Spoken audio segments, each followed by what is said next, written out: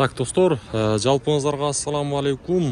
Биздин так маалымат каналыбыздын көрүүчүлөрү жана ошондой эле алыста иштеп жүргөн мекендештер амансыздарбы?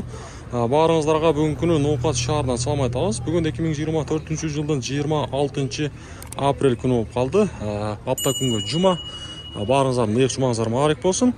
Сиздерге Ноокаттагы адаттагыдай валюта курс бааларын тааныштырабыз. Сааттын жебеси 11:58 болуп калды. Түшкү убакыттарда буюрса курстар Ноокатта кандай болду? Рубльде жакшы жаңылык экен, достор.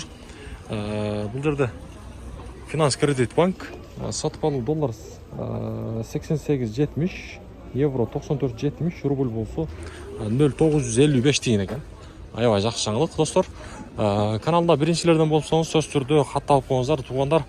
Буюрса акыркы жаңылыктарды мына ушул биздин так маалымат каналыбыздан так ушул валюта курс бааларын сиздерге көрсөтүп билип берип турабыз. Андыктан сөз түрдө каналга катталып лайк басканды унутпаңыздар. Капитал Банк сатып алуу доллар 88.60, евро 94.60, рубль болсо бул жакта дагы 0.955. Байтшун банк болсо доллар 88.70 экен, евро 95.00, рубль болсо 0.955. Бул жакта дагы өтө сонун жаңылык болгондар. Таблону көрүп турасыздар, Байтшун банкта электронный болуп калган. Анан дагы достор, сөз түрдө ушул нерсени унутпаңыздар. Күнүмдүк курстарды буюрса биздин каналдан көрүп турасыздар. Коммерциал Кыргызстан банк сатып алуу бул жакта доллар 88.80, бул жакта доллар бийик экен да. 88 төмөн экен. Евро 94.70, рубль болсо 0.955.